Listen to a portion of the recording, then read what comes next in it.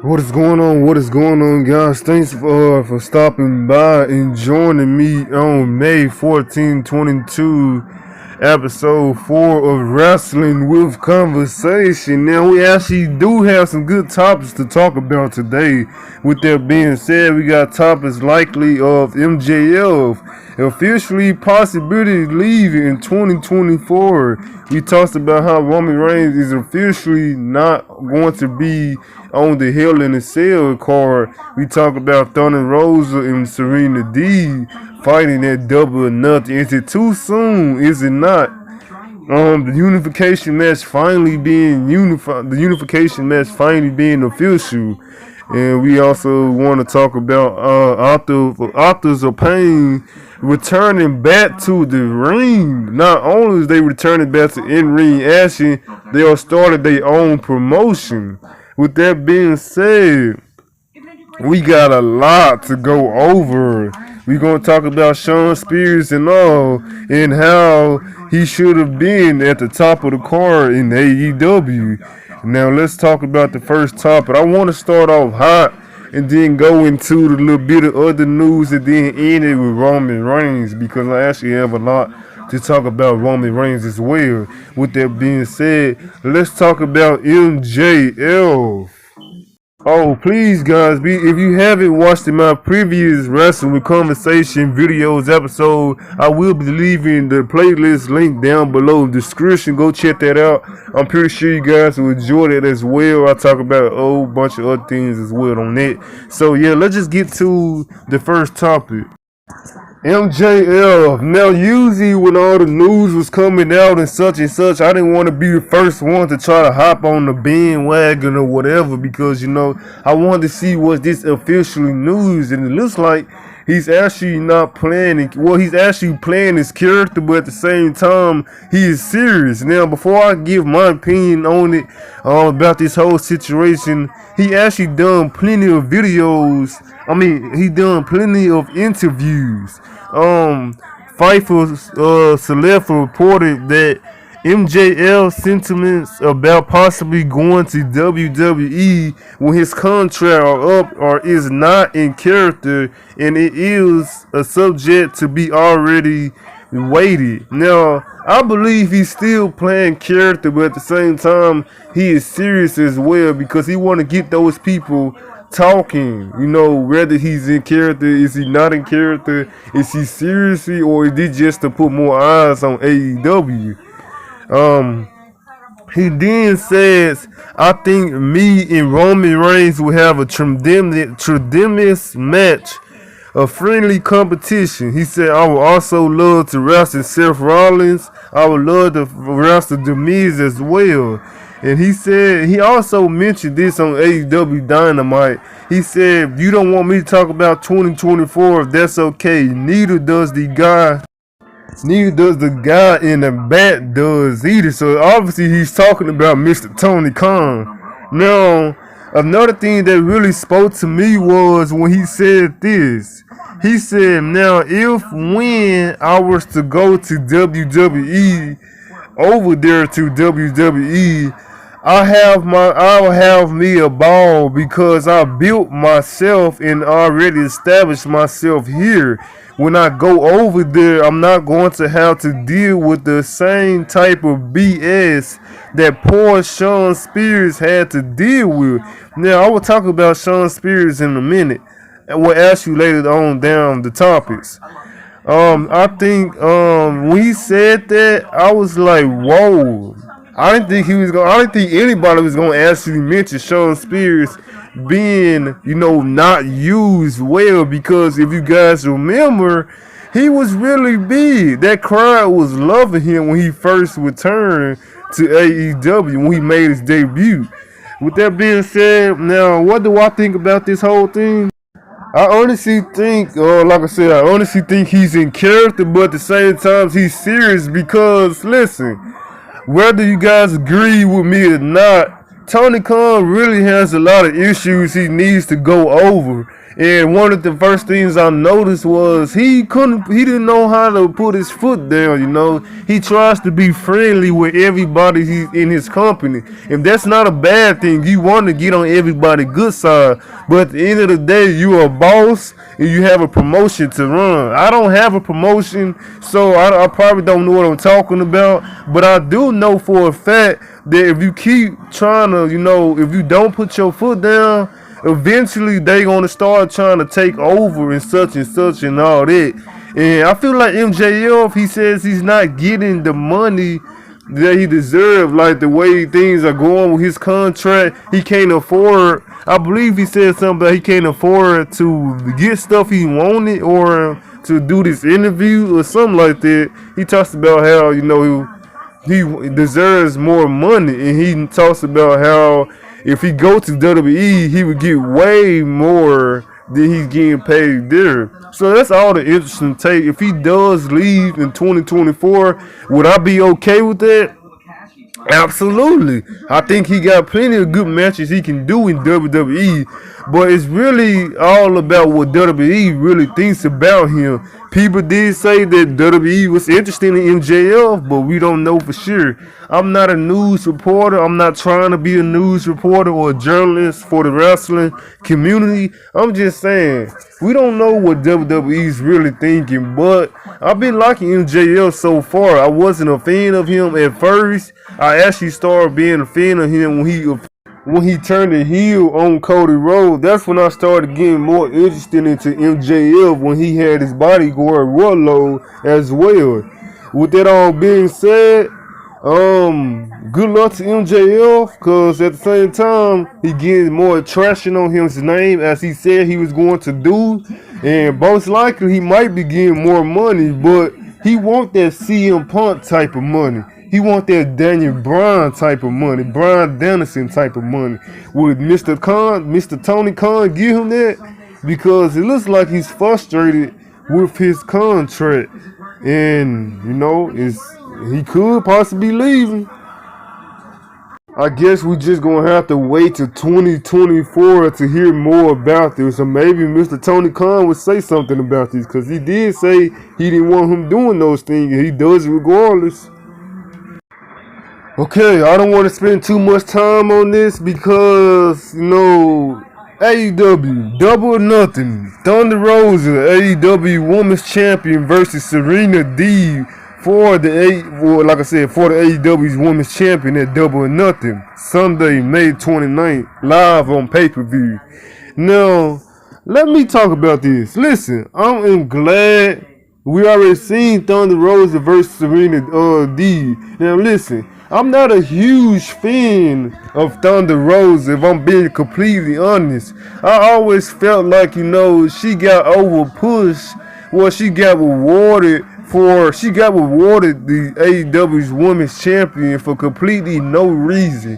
She got rewarded for the things she did outside of AEW. And I feel like that was completely unfair to other women in the AEW women's division that's at least trying to get Tony Khan's attention when they get in that ring for at least over 5 or 6 or 7 minutes, which they need more time, but they don't have more time to prove themselves in the ring, because it's only one women's match every week on AEW Dynamite. With that being said, I feel like I'm excited for this match, but it was no build for this match. It was legit a video package of these two, introducing these two women for their match at Double or Nothing. What type of build was for this match? Thunder Rosa hasn't wrestled yet on TV Dynamite, on AEW Dynamite. SERENA DEEB done her duty. She done her duty. She worked her way up to be #1 contender for the AEW Women's Champion. But we all know, as much as I'm a big fan of SERENA DEEB, she's not winning the AEW's Women's Champion because Tony Khan sees this big, huge star in Thunder Rosa. And I just don't see it. I feel like she should never won that steel cage match because it was so it was so mind blowing to me that Tony Khan would make that decision. Britt Baker was actually having a fun, long title reign, and I feel like the title should have never came off of Britt Baker. They gave it to Thunder Rosa because of what she did outside of AEW company, and because it's her adopted hometown. Now, what kind of sense does that make? I mean, I would have Britt Baker have the AEW Women's Champion right now. And matter of fact, ever since Britt Baker had lost the champion that day in a steel cage match, we haven't seen Britt Baker on TV, and what? She became irrelevant. Why would you do that to Britt Baker? I mean, yeah, she deserves a break, but you hardly mention the woman. Like, what's going on? That was a lose-lose situation. Thunder Rosa should have been able to say, hey, you know what? Maybe I need to work myself up and maybe earn the opportunity. But you think she's going to say that? No, she's not going to say that. She's going to take that reward regardless if she earned it or not, just like everybody else would. Now, Serena DEEB, this is a lose-lose situation because Serena DEEB does not need to be taking another L. Now, this could be a good match. She could show that she's worthy of being AEW's Women's Champion. With that being said, I would have her be in that TBS Tournament Championship, the Women's Championship, and have her win the TBS Women's Champion. Now, Jade Carter, she doesn't really need the champion. I'm not really a fan of her, but I'm not going to hate on her. She's kind of been improving, but I'm not going to be biased. She does need some more work. I feel like she didn't need the championship to, involve her character. Give it to someone that already know what they doing in the established ring. Now, I'm not saying Jay Carter can't wrestle. Maybe she can, maybe she can't. Everybody got entitled to their own opinion. But I would have Britt Baker still as the AEW Women's Championship and Serena DEEB as the TBS Women's Championship, and have it, go from there, because we know from this time period Mr. Tony Khan cannot book babyfaces women, and we'd rather just put it on, the bad woman, the bad guys, as the championship. He cannot book women to save his life, and that's okay. Well, it's not okay because it's actually kind of sad that nobody's talking about this. That they don't even care if they see women on TV or not. They treat it like it's a bathroom break. And I just feel like, there's plenty of women on there that deserves TV time and not deserve to be on Rampage every now and then. Regardless, this should be a good match, but I feel like it's a lose-lose situation for Serena DEEB. Now, I don't know if Thunder Rosa has been wrestling outside of AEW. That is not my concern. I want to see her wrestle in the AEW ring to see if she's still going to have it for the pay-per-view. She's just been backstage watching the TV, smirking, and having these 30 seconds interviews backstage. Like, you have to do more than that.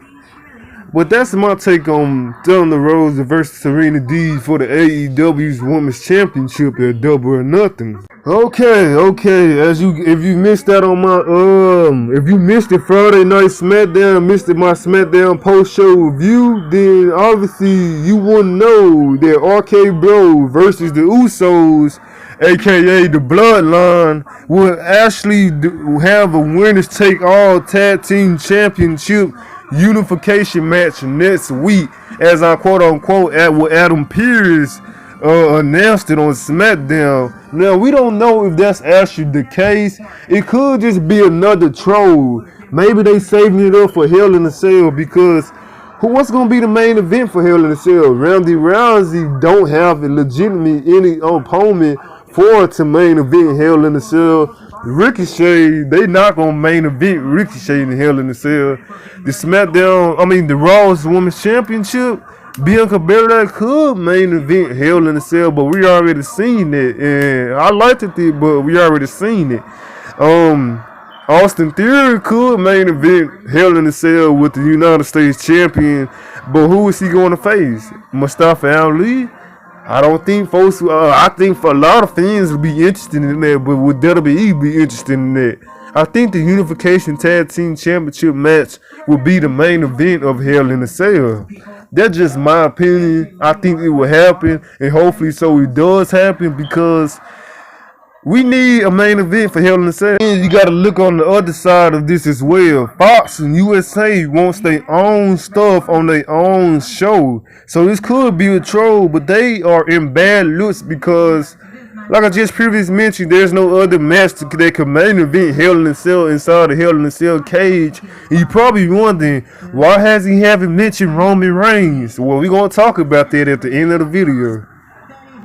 Okay, now as I just mentioned MJF in the beginning of the video, and we talked about how he said, you know, he's already established and he won't be in the same situation as poor Shawn Spears is in WWE. Now let's talk about Shawn Spears.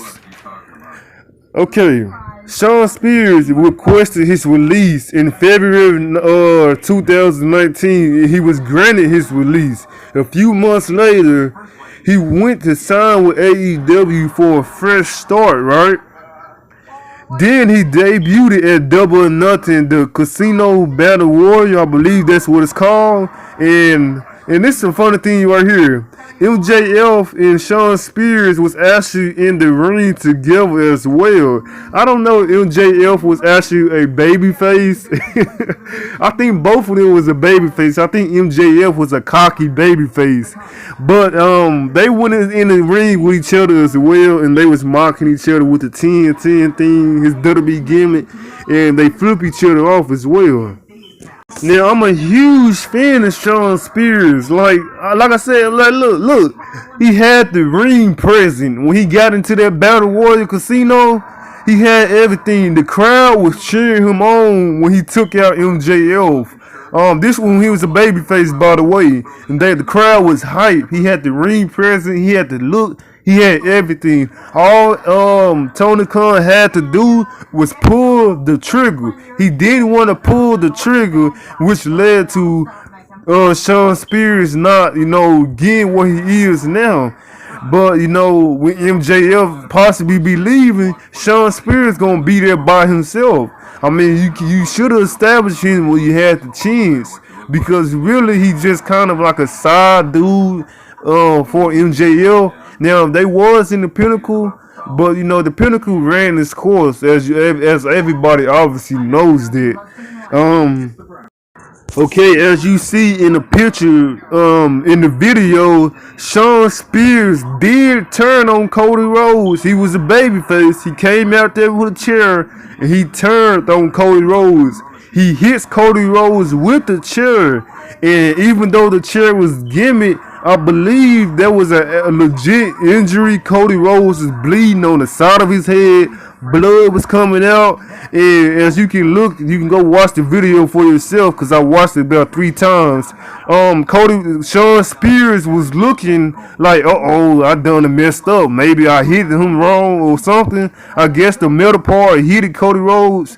But lucky Cody Rhodes is okay, because that could have been a career ending for Cody Rhodes. Now, babyface MJF was in the ring looking at him all weary, just to come to realize that MJF turned on Cody Rhodes, I think a month later, a couple of weeks later, I'm not really sure.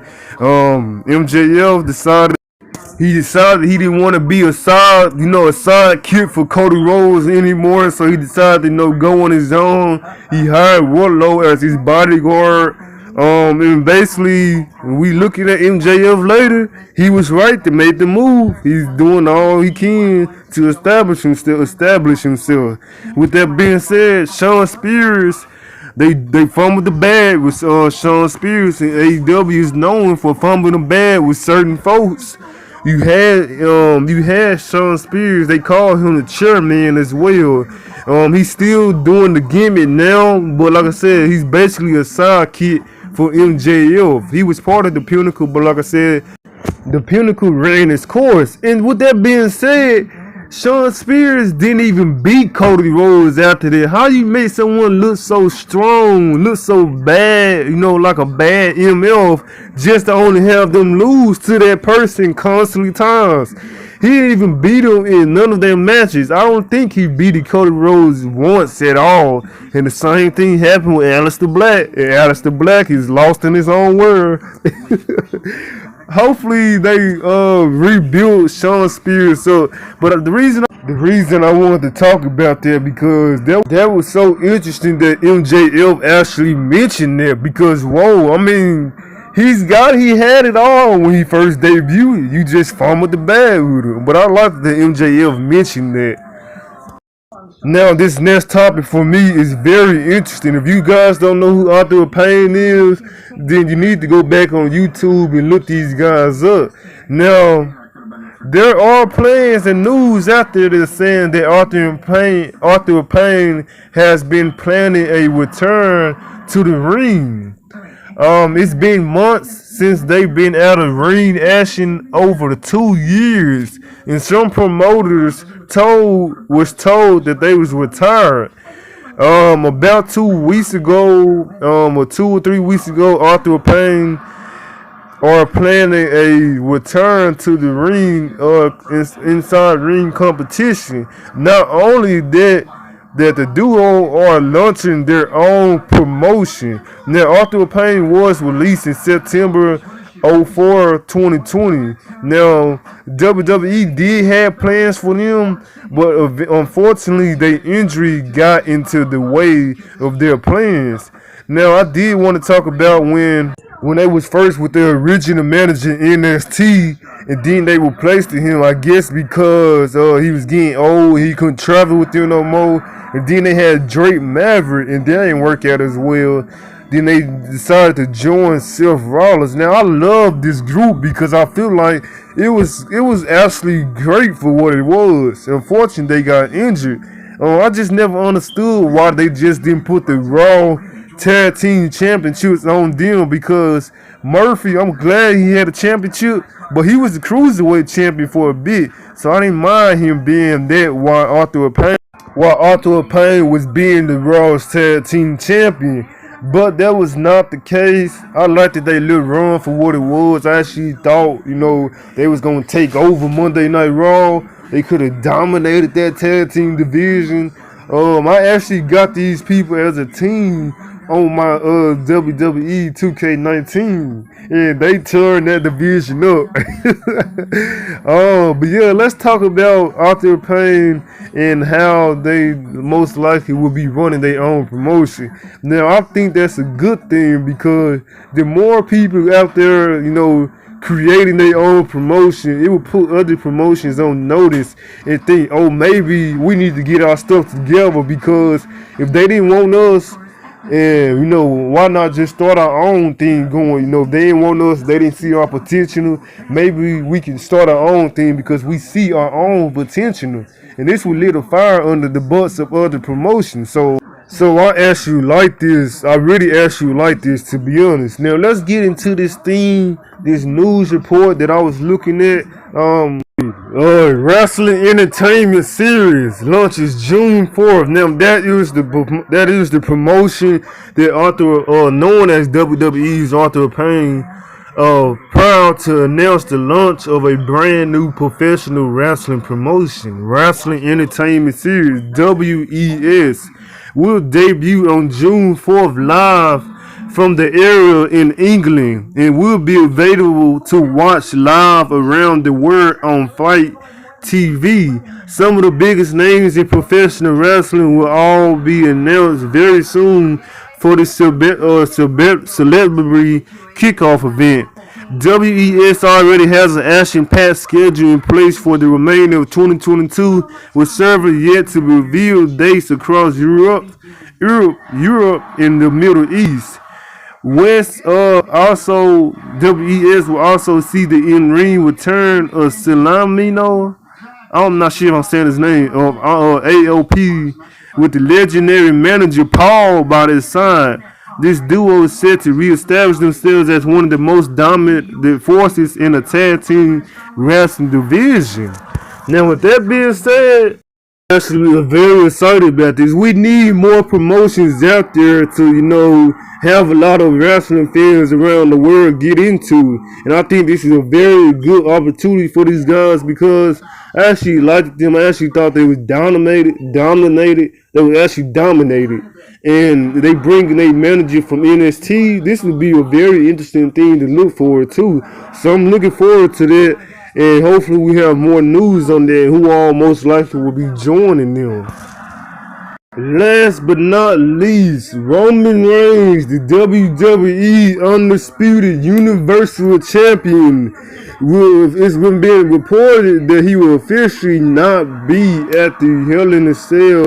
He will not be at the Hell in a Cell pay-per-view as there has been changes made to the advertising poster.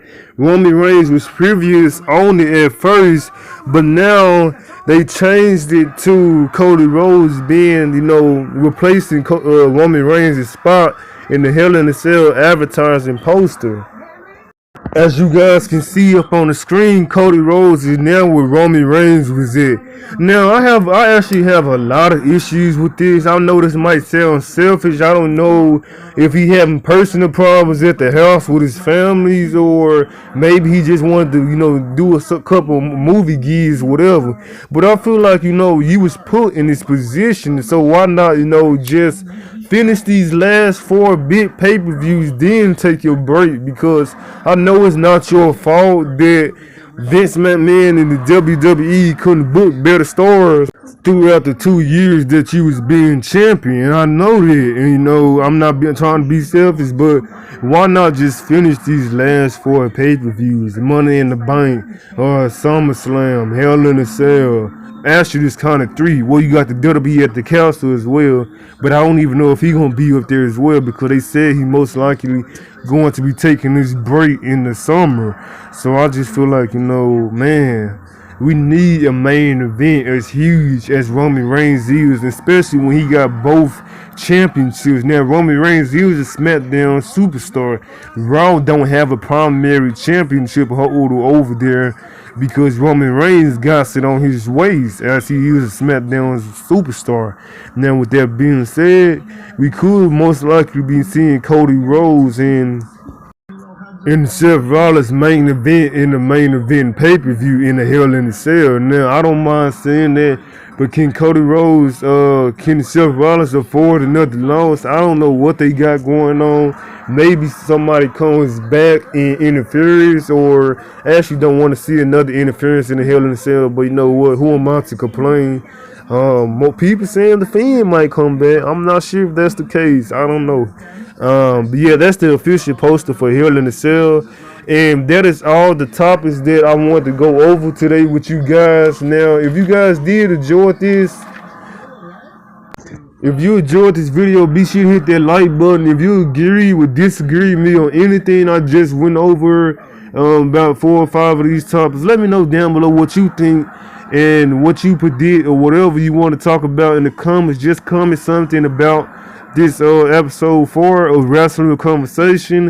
And if you haven't subscribed already, please hit that subscribe button, hit the bell for post notification, and yeah, check out my other Wrestling with Conversation episodes if you haven't already.